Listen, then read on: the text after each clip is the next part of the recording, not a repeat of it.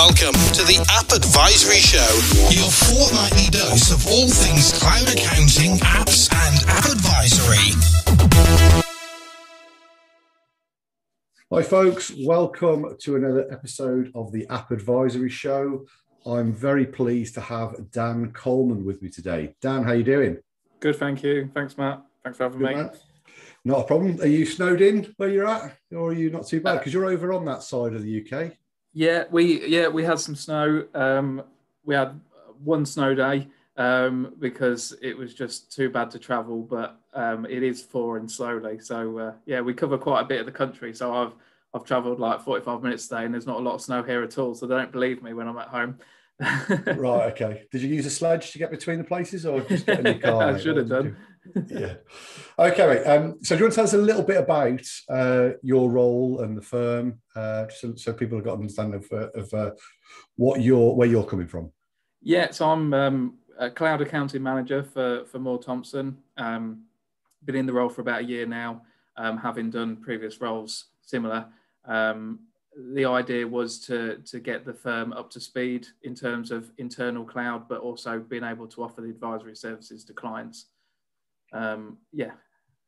Okay, so you're in, and real objectives for you have been getting the internal efficiencies of adopting the cloud. So I presume the firm had quite a cloud base already, so that wasn't, you're not trying to really adopt en masse anyway. And then you've also thinking about the external revenue generating, utilizing the ecosystem. Okay. Yeah. Cool. And you talked a little bit about previous firms. Like how long, like when did you get engaged in cloud, and like what's that journey been for you? I think people find this interesting. I was a late comer to accountancy. So historically, I used to sell cars for a living up until my early 20s, at which point I didn't really want to work weekends anymore, and so I decided that accountancy was a good route to go down. I was always good with numbers. Did some night school while I sold cars, and then found myself at a top 30 firm. Walked through the door. One of the very first days I was there, Xero actually came out to us coincidentally, and sat in a room with people similar age or above, all chuntering about this Xero software, and it'll never replace Sage. And essentially I just saw an opportunity to kind of boost my career quickly. And that's how I fell into cloud. I've been doing it now for 8 years. Okay. So yeah, maybe a little bit more than that, but always really in and around cloud right from day one, because where others saw it as a hindrance, I saw it as an opportunity. And I think with Making Tax Digital coming in and just generally how the industry has adapted and evolved, it's never been something that's ever gone backwards. Cloud's always going forwards, and that's why I've just rode the wave, so to speak. Okay. So really, so from day one of coming into accountancy, you've got some motor sort of experience in the sector, that sort of sector. But when you were coming in, then is it predominantly cloud and Xero that you've worked with, so you didn't have to get too involved with either spreadsheet accounting or desktop accounting? Like what's your experience been in that space? Yeah, I mean, I was a trainee at my first firm. So I mean, prepping accounts and doing bookkeeping, you did what you was told. So I've seen all sorts of bookkeeping over the years, manual, Excel, and then on softwares, Sage 50, etc., etc. I then moved firm. There was an opportunity for me to have a what they called a cloud support manager role, which was essentially supporting the firm's staff's queries, but also client queries, and helping them go out and kind of bridge that gap between Making Tax Digital and manual bookkeeping and kind of link it all together.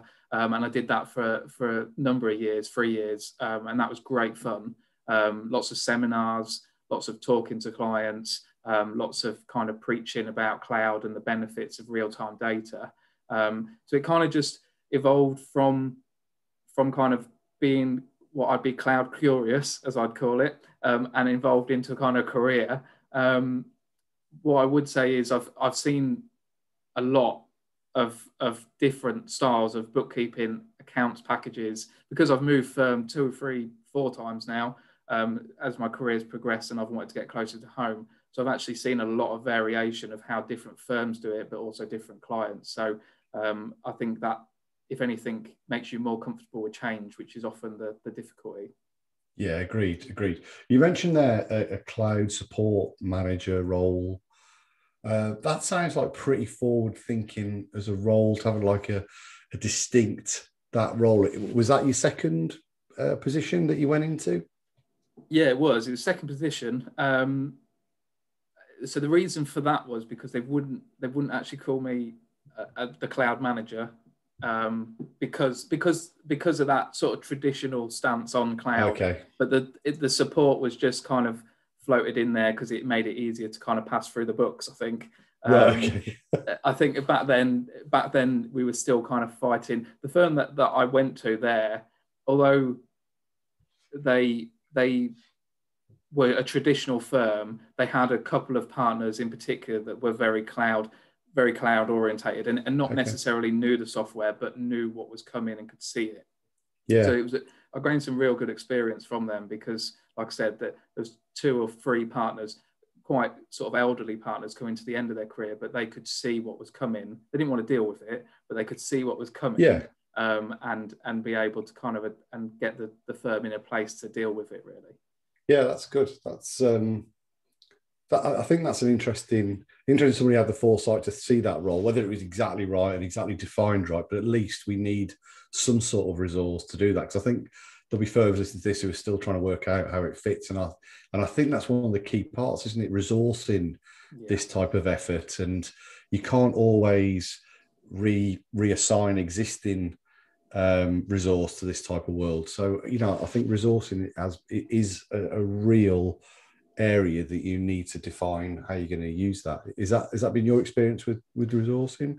100%. I mean, I'm in the process of sort of building a team at the minute, and I mean, we've talked before about how the problem is with cloud that you end up with this kind of bookkeeping section that comes with it naturally from an internal perspective. So at the minute, I'm building a team that can kind of deal with the internal bookkeeping that needs to be done, but also I'm looking at potential, a techie person to come in, somebody that can not just use apps, but maybe even build one, but also that support structure. I think that's really important. I think as accountants, we preach now cloud and the benefits, but we need to be able to support our clients thoroughly.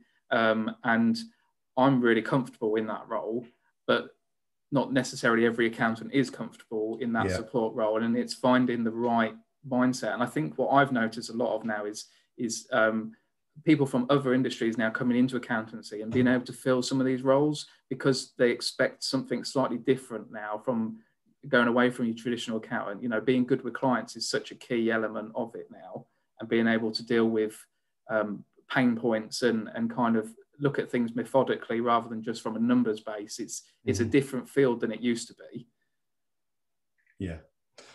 And just thinking about that comms, and I'm interested because you've trained in something else before you've come into this, and this is why it's sort of on my mind. But I always feel with this cloud world, one, it's fast moving, 2, it's unknown, but it's not just unknown to us as the cloud accounting profession,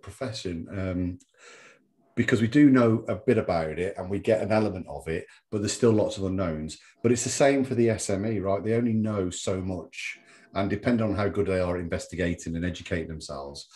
So I always think I think you can learn 80% of this, but there's 20% vulnerability.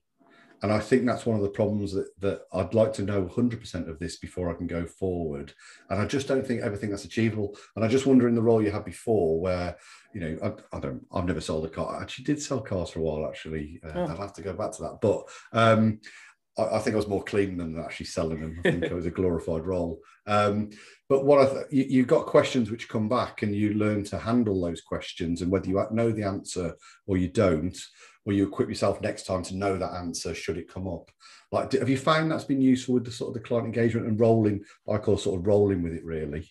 Yeah, I mean, definitely. I think without going down the stereotypes of sort of Del Boys and bits and pieces like that, selling cars is a lot of thinking on your feet, and being comfortable with people and being comfortable in answering questions quickly. And that does link into kind of cloud. Like you said, like often you'll sit with a client and they'll ask you questions, and you have to be able to kind of adapt.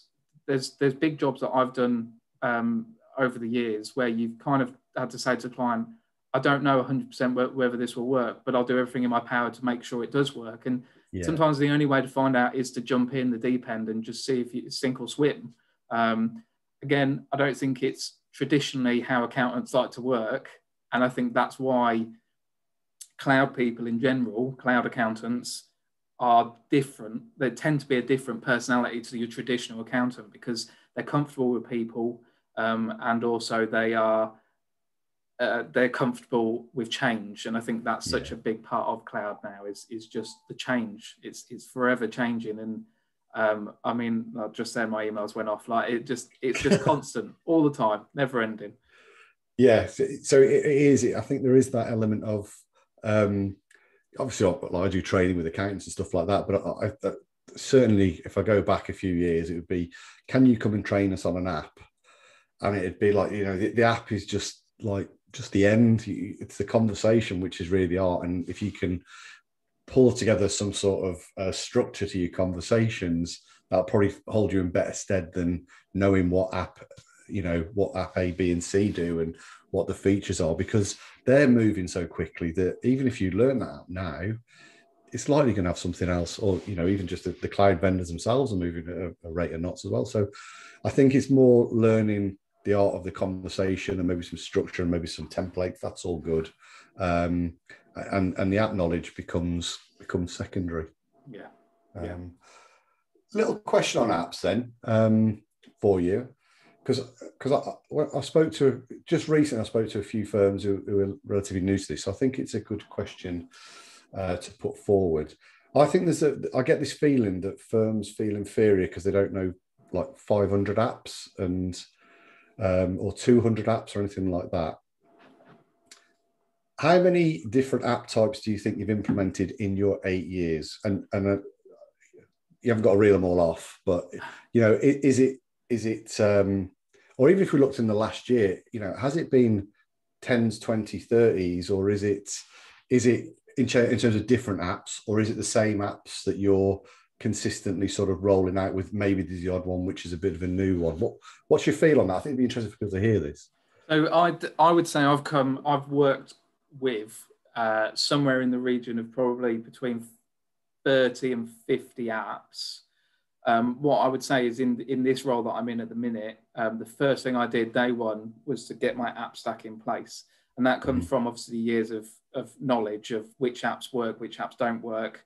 And again, like we were just saying, you don't know sometimes until you actually start using these apps. You don't know whether they'll tick all the right boxes. I think it's important to build some kind of process in terms of which apps that you'll use for which sectors.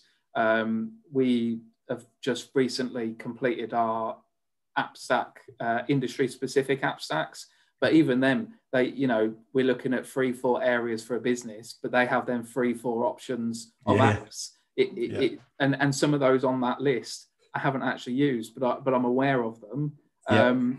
I think for the people that are listening, it's just like a mobile phone. That's how I would describe it. How many apps on there do you have? How many apps do you use? It's very much like that in the cloud world. How many apps do you actually use? Not many. But the ones that you do you use on a regular basis, and so will your clients. I'd agree with that. I think you tend to find the trends of these are the solid ones, and you've got some certain sector ones that you'll either implement or you'll just engage with for an implementation if the app does it.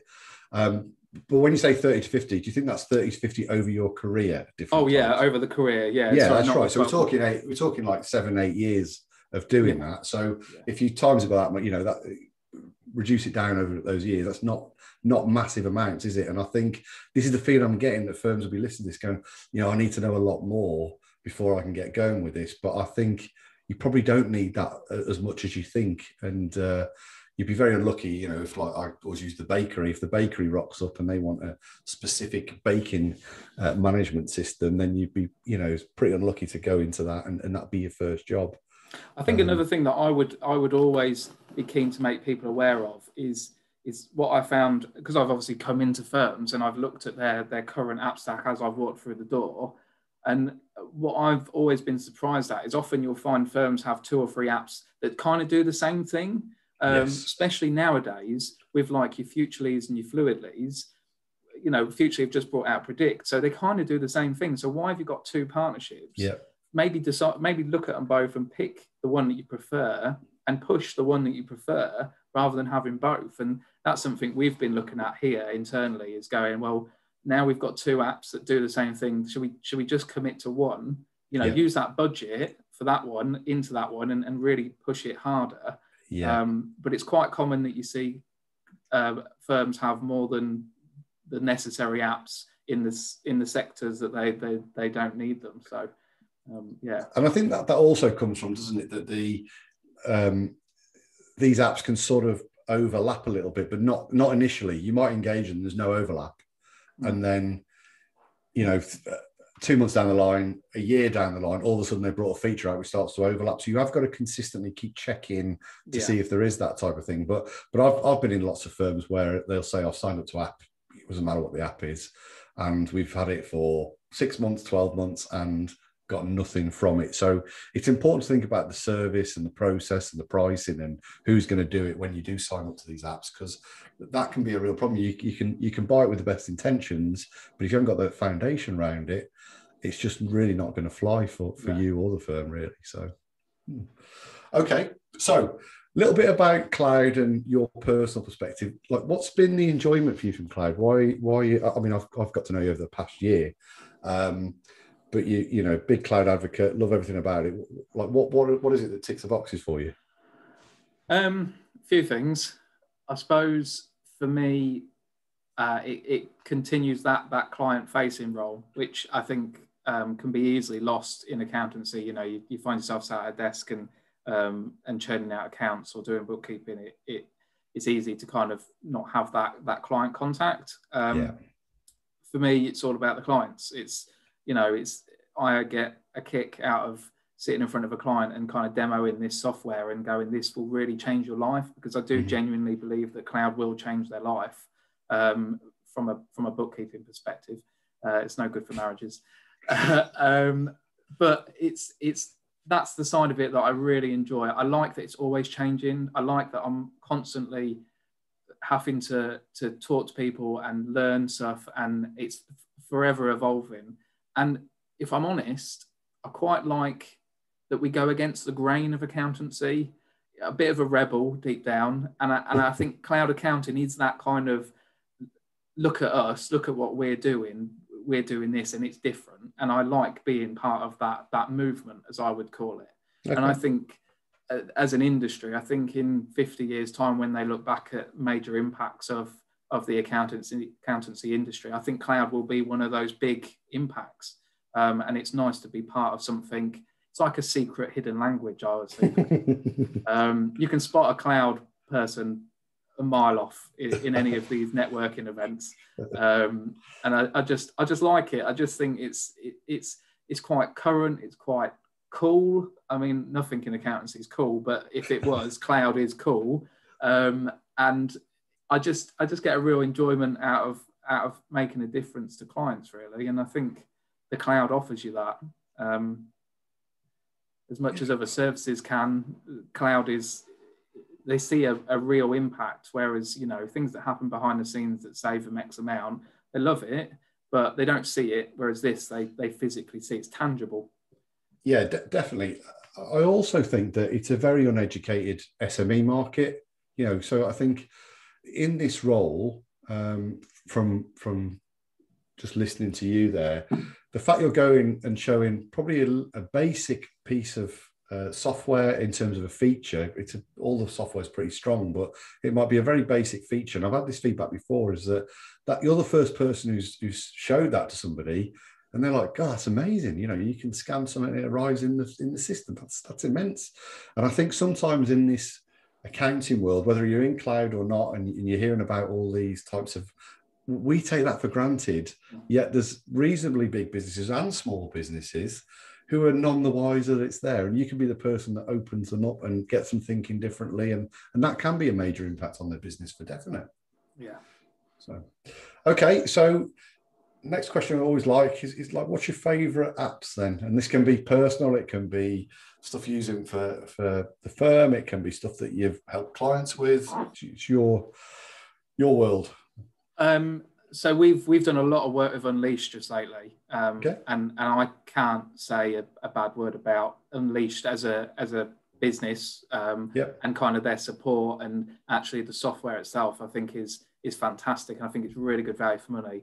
I've also noted that they seem to be mopping up some of the smaller inventory areas, so I do think Unleashed will be a force to reckon with in the future. But I do really rate the software. I think it's brilliant.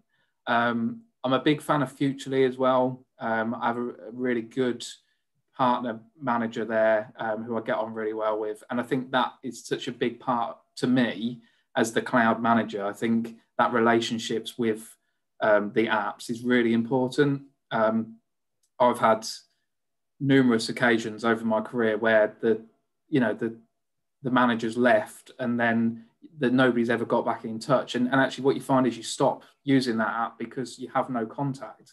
Okay. And so it's always really important to me that we have that relationship. And I always try and get that across when I first talk. So they're the two industry apps that I really like.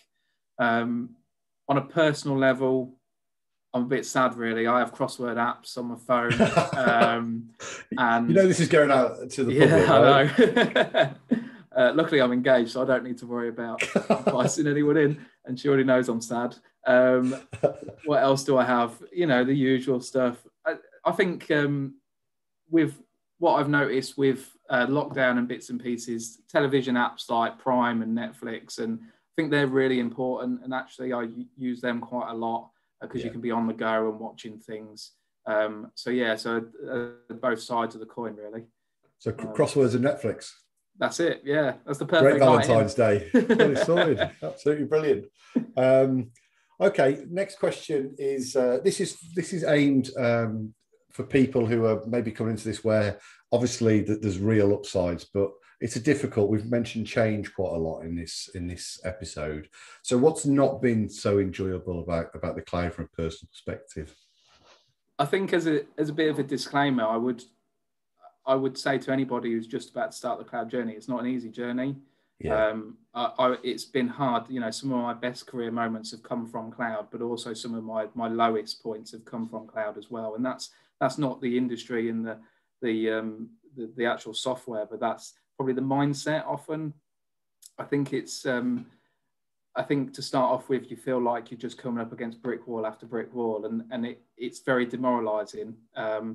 But having said that, you know, it makes the reward so much sweeter when you actually start making progress. So probably the most unenjoyable bit is the initial process, but it's definitely it's so worth it. You know, from my perspective, from a career, you know, those really early days where you're having insane conversations with people and you're having to sell the value of cloud to partners of a firm to the point where you get employed to just do this. The journey's been hard, but it's definitely been worth it, and I've grown a lot as a person because of it. So I would say that's not as enjoyable as it could have been.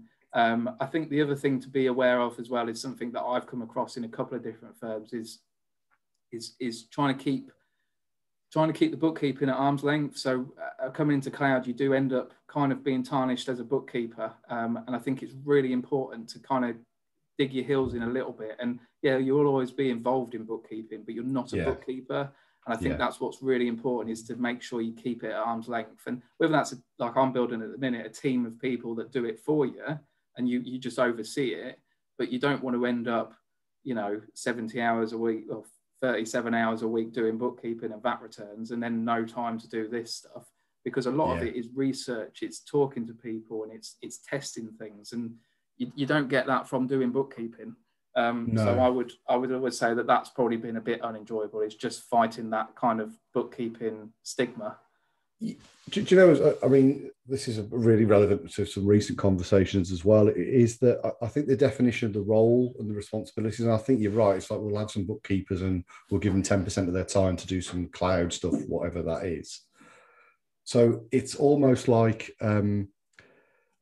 you have got to really understand what you're employing them for and what their roles are, but so have they, haven't they? And I think that's my frustration. But I was talking to a couple of firms, and I think we've had this conversation a while back, actually, about you come in as a cloud person, like, what's your progress? And this isn't towards your firm. This is a general conversation of, like, where do I go? And that person sat there with cloud. I'm not doing what is classed as a standard job within this firm. And now, how do I progress and how do I move up the chain within this firm? So I think firms have got to think about that, haven't they? About what they're going to do with, one, attracting talent, but then retaining the talent by showing them a pathway. Yeah, I mean, I'm classed as a manager, but I actually really dislike the manager title. I prefer leader or lead or something like that, because I'm a huge believer in that leaders lead by example, but managers manage a workload, and I'm not managing a workload. I'm leading the fight towards cloud. But you have to meet them halfway to a certain degree. And when I came in the door, I was a cloud manager, and I accepted that role because leader sounded very strange to a traditional firm. But then I brought in a member of staff, and she came in as a cloud technician. No, she came in as a cloud senior. And again, keeping that sort of traditional vibe. Yeah. The two new roles that we brought in a cloud technician, and then a cloud junior or trainee, because we're not allowed to use junior. So we're slowly adapting that, because I think traditionally a firm is you're a trainee, senior, manager, partner, and that's lovely and rigid. But I think cloud is going to have so many different, spikes off where it goes across to support, and it's going to go across to technology side. I mean, we've talked about that as well, about having someone techie in your team that not can only use apps, but also maybe build an app. And I think that's the way we're going to go. So it is just kind of building that mindset. And in 10 years' time, everyone will know it, won't they? But it's just that transition from one to another. It'll be interesting to see. Well, the sooner you start, the sooner you find out what the real lay of the land is with this type of stuff. And then, ultimately, you learn by making mistakes, and you try and make as few as possible, and don't try and make them again. But if you don't ever start, you'll never make the mistakes to really move on. So that's okay. That's fair. So change, and I think we've got future looking. So certainly for firms, and I think you said there the cloud journey's pretty up and down. Well worth it, but it's not a straightforward path. But I think people like you do give a bit of a pathway, actually, Dan. So, like, I think previously when you were maybe going down that path, it was like probably 10-foot high grass or something. So it's probably a bit lower for the others going through it now. But I think that's a valid point. Okay, if you were going back 8 years or 6 years, or wherever you started to sort of find your feet in this world, what would you have looked at doing differently? Was anything that you would have, not regrets, really, that's the wrong thing, but what would you be doing or trying to do differently? What would I do differently? I think I'd have been slightly more stubborn as a cloud enthusiast. I think I've been not manipulated, but I've been led down some paths for some places that I've worked for where, they love the enthusiasm, and then you achieve the goals that they wanted to achieve. And then I think you want to take it to the next level, and they don't see the value in the next level. Yeah. Okay. And I think at times I've gone, oh, okay, well, I'll step aside, and at one point I think I've told you this, I became what I class as a normal manager, where I had a portfolio and I managed a team, and it was really boring, and you know, it was painful, and I spent a year doing that, and I genuinely hated every second of it. I was more stressed, and I was very unhappy, and actually what I should have done was gone, no, like I've got you to this point, you know, we achieved a lot in a very short period of time, I want to take it further, you need to let me take it further. Or I should have gone, okay, you don't see the value in that, I'll go find someone who does.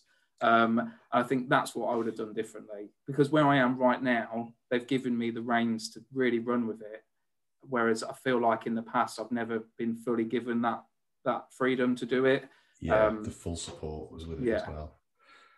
Yeah, I think that's really interesting, because that the ebook that I put out a few weeks ago now, one of the main insights, I mentioned this on a webinar I did last week.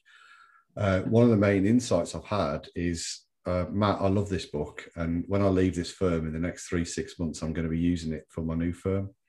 So it's like so many people are that frustrated. I think it's like we spoke about previously, the lack of understanding of where they go, but a bit like you're in that role where we sort of get it, and it's good. It'd be good to have you around, but we're not really going to commit to it. So we're going to put you into a role which you really hate for every second for that year, you know? And I think this is the concern, that if you're a firm that is selling the dream, that you're going to go cloud and all this, and then you get in and that isn't the option, then don't expect those people to stay, because they are cloud enthusiasts. They have been to the Zero Cons and the QB Connects and everything else, and they're on that path, and that's the end point they're aiming for.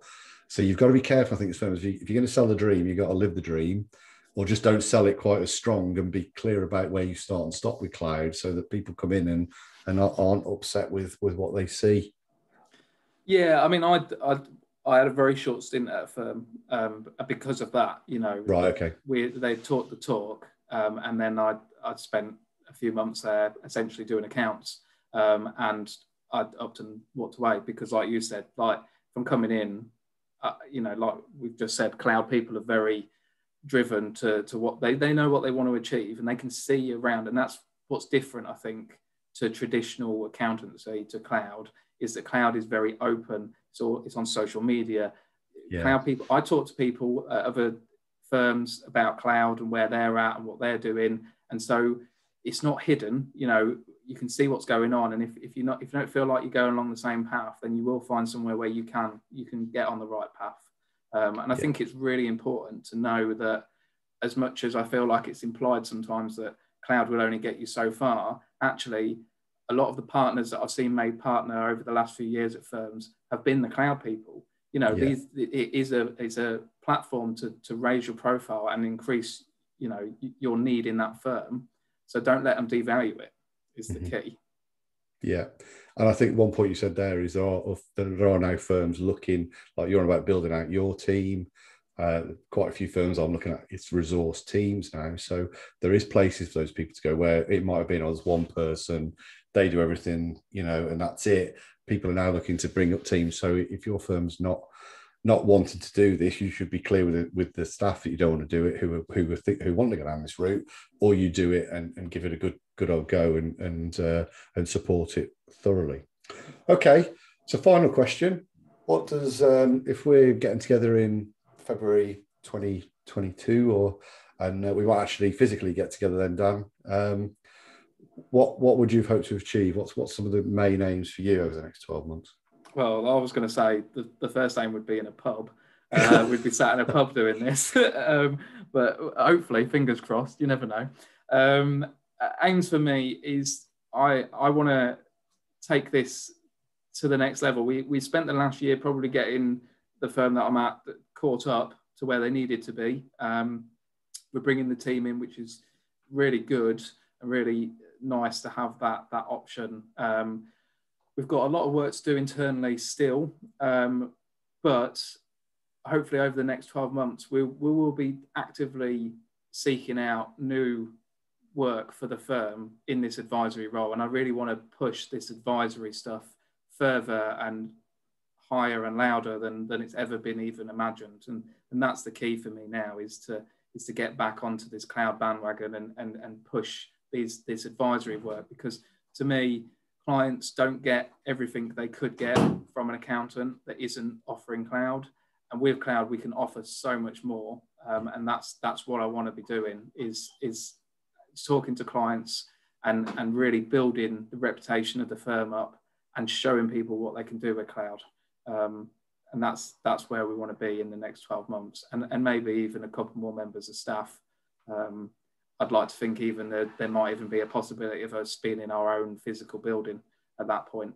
And then we could really run things as we would want to, screens and bits and pieces. So, yeah. Right, that sounds a great aspiration. I look forward to coming to your ivory towers then in 12 months' time. Well, thanks, Dan, for your insights and being really open with some of your experience and some of your thoughts. So thanks a lot, Dan, for that. For anyone who's listening, if you've enjoyed that, we'll be having a few more cloud stories at the App Advisory Show. So subscribe on all the main podcast platforms. But for today, we'll leave it at that. Cheers, Dan. Thanks a lot for your time. Thanks, Matt.